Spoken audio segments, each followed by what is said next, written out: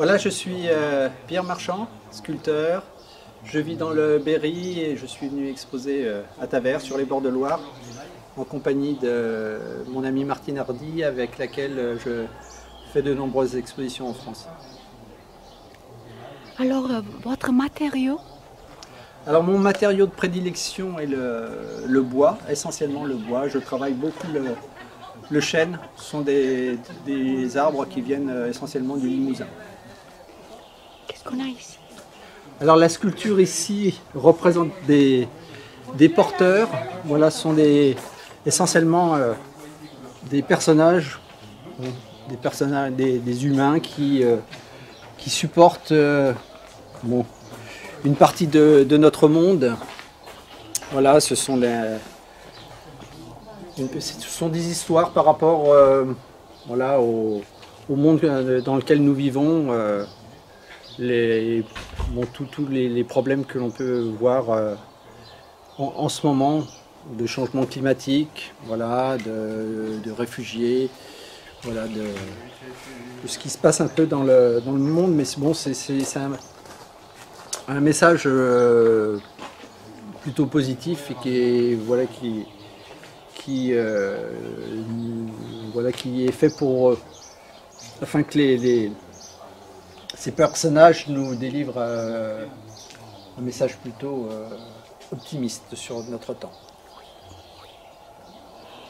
Et là?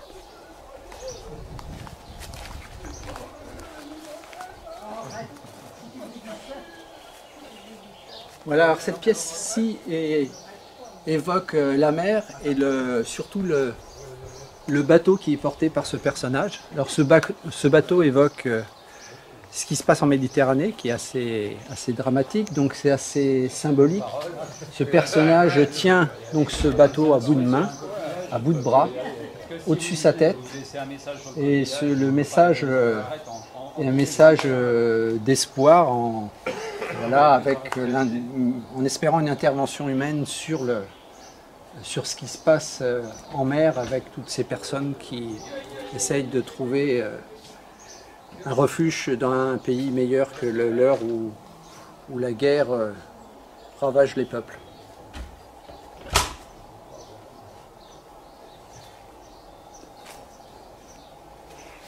Ça, c'est une série?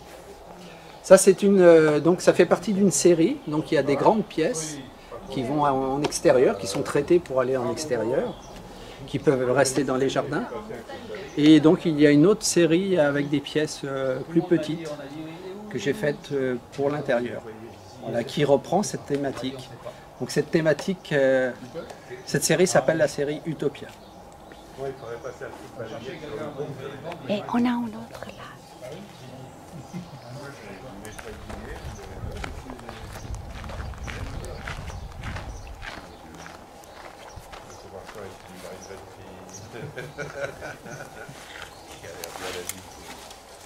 Voilà, là, ici, vous avez donc un travail que j'ai fait il y a quelques années sur les mains. Donc, c'était en rapport aussi au monde ouvrier, à l'importance de la main dans le travail.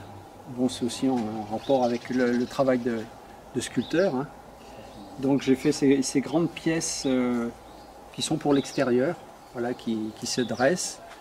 Et on a tendance en ce moment à un peu minimiser le travail justement qui est fait avec la main au profit de celui qui est fait au cerveau. Mais bon, voilà, c'est rendre aussi hommage aux travailleurs. Votre travail voyage? Alors ce travail voyage un peu partout en France, aussi à l'étranger, suivant les expositions. Voilà, les grandes pièces vont dans des expositions de jardins. Et bon, sinon, je travaille aussi avec des galeries, voilà, qui se trouvent sur la Dordogne et en Auvergne. Voilà. Voilà, sur cette série Utopia, donc il a été écrit un petit texte. Enfin, c'est Voilà, un journaliste qui a écrit ça. Il est de nature humaine de penser sagement et d'agir de façon absurde. Alors cette phrase est empruntée à Anatole France et évoque bien l'engagement, la réflexion et le questionnement que j'insuffle à mes sculptures. Depuis toujours, la position de l'homme face à son environnement nourrit mon œuvre. La série Utopia génère un captivant récit sur l'humain, son égoïsme, son absurdité et ses glaçantes promesses d'un monde meilleur. La lecture de mon œuvre sculptée le sol d'une méditation humaniste et utopique. Lucide des menaces accélérées d'un avenir qui se construit, son regard sur le monde nous alerte. Néanmoins, ces sculptures portent l'espoir et la force d'une forme de sagesse, une sagesse qui interviendra pour ne pas dépasser la limite de non-retour. Voilà. Donc nous sommes dans cette pièce où est présentée une douzaine de sculptures. Chaque sculpture est une pièce unique et délivre un message qui est proche donc de ce texte. Donc chaque sculpture représente un humain. Voilà, c'est généralement des hommes très puissants qui se veulent très puissants, mais il y a une forme quand même de fragilité qui transparaît à travers chaque pièce. Hein.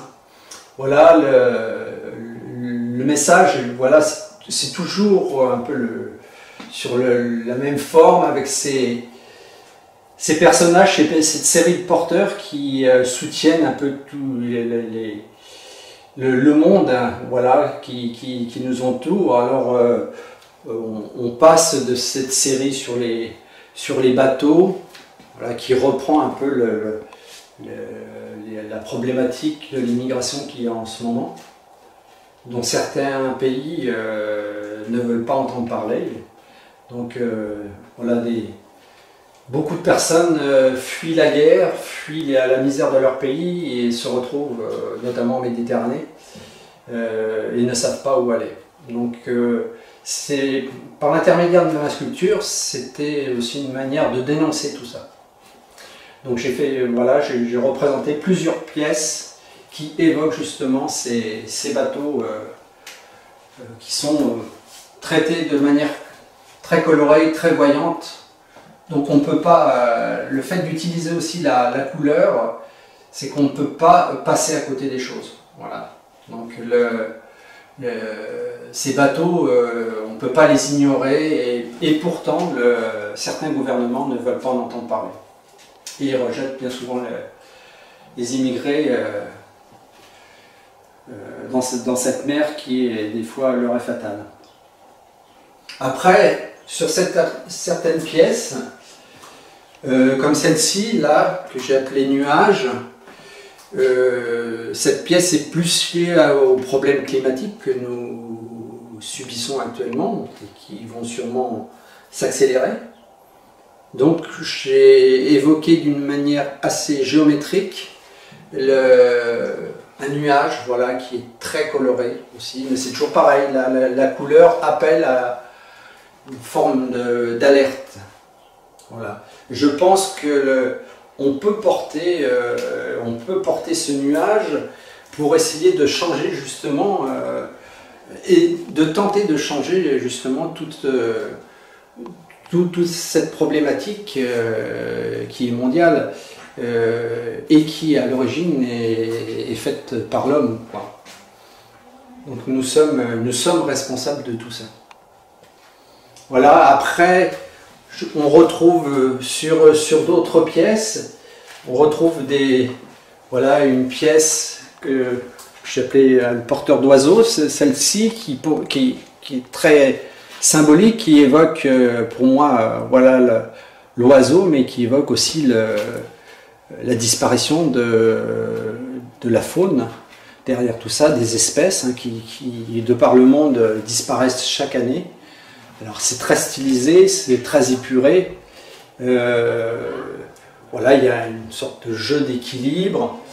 Volontairement, je travaille sur des pièces de bois qui sont anciennes et qui ont parfois 100 ou 200 ans. Je ne fais jamais abattre un arbre.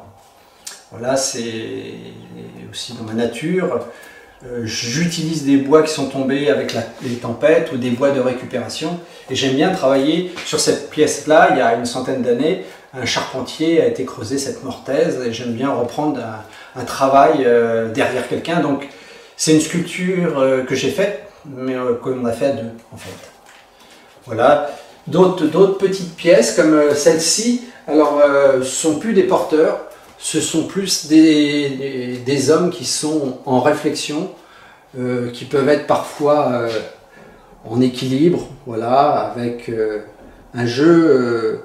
Voilà, il y a toujours un travail massif. Dans tout mon travail, je travaille toujours d'une manière massive, c'est-à-dire il y a toujours bien souvent un rapport avec la Terre sur laquelle nous vivons, qui est représentée par ces masses très importantes. Voilà, sur laquelle reposent ces personnages qui pourraient aussi évoquer voilà, la fonte des glaces. Alors le bout d'iceberg aussi sur lequel repose l'homme. Alors pour l'instant ce sont les ours qui se retrouvent piégés parfois par la fonte des glaces, mais derrière tout ça c'est notre faute.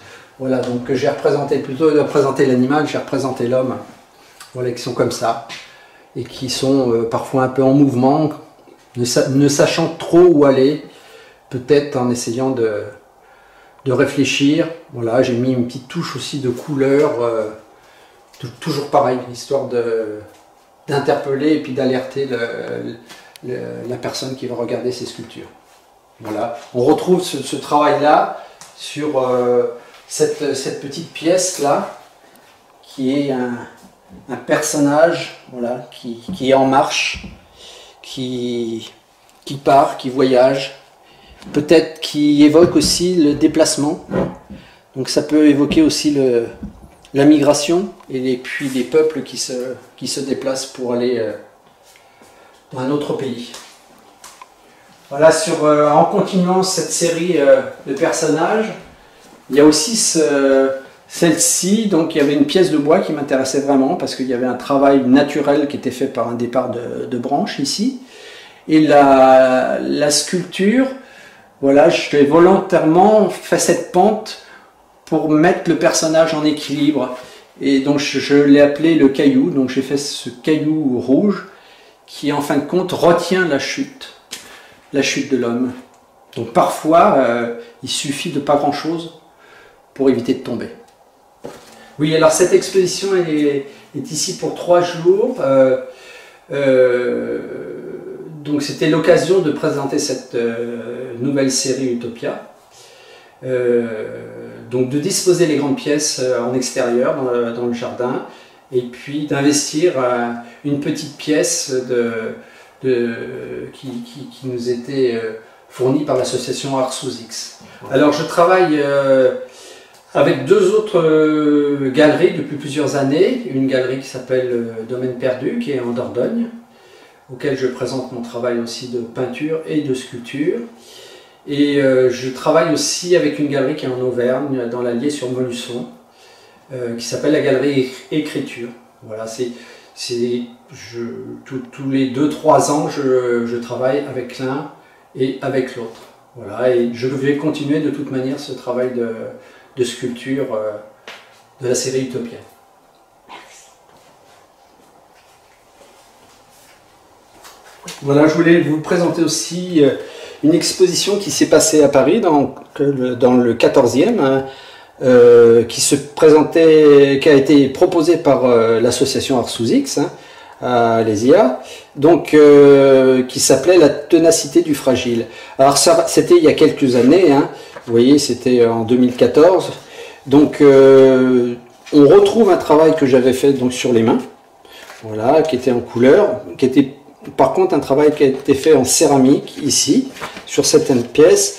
Et là on retrouve mes mains en bois que vous avez pu voir donc dans le jardin ici, avec un travail préparatoire de peinture et d'encre. Voilà, là ce sont les travaux sur les mains. Voilà. Voilà, et puis on retrouve mes personnages que je faisais avant, qui étaient plutôt tout noirs. La couleur n'intervenait pas encore. Voilà, donc on voit bien l'évolution du travail vers cette couleur qui est vraiment de cette année. Là, sur la tonicité du fragile, on retrouve mes personnages que vous pouvez voir sur des blocs. Donc je vous expliquais le lien avec la terre. Donc il y avait toujours ces blocs qui étaient assez massifs, et puis les personnages, voilà, qui étaient un peu en équilibre sur ces blocs. Tout était fait bien sûr d'une seule pièce de bois. Là, il commençait à y avoir un petit peu de couleur par l'intervention juste du blanc qui était ici. Voilà, on retrouve donc la taille directe avec les traces d'outils de mes personnages. Voilà. Sur cet autre catalogue, là on remonte dans le temps avec des pièces 2012, voilà, qui étaient au château de Malaussane dans le Gers. Voilà. À l'occasion, le propriétaire avait ouvert son château pour que je puisse faire une installation de mes sculptures. C'était un parcours qui avait été organisé de 5 lieux et 5 sculpteurs différents. Voilà, là on voit des pièces qui étaient plus brutes à l'atelier, toujours pareil, de grandes pièces. Donc ça, ce sont toutes des pièces qui sont en chêne. Voilà, là c'était en Sologne, pas très loin d'ici, de l'autre côté de la Loire, hein, à Chaumont-sur-Tharolles. Voilà, c'était des pièces d'extérieur. Ce jour-là, il pleuvait énormément, mais la pluie glisse sur le noir des sculptures. Voilà. Voilà, et les pièces voyage. Celle-ci, c'est Saint-Lunaire, en Bretagne. Voilà, derrière, c'est la Manche. Voilà, la sculpture nous fait voyager, on a l'occasion de partir un petit peu partout en France, mais aussi à l'étranger.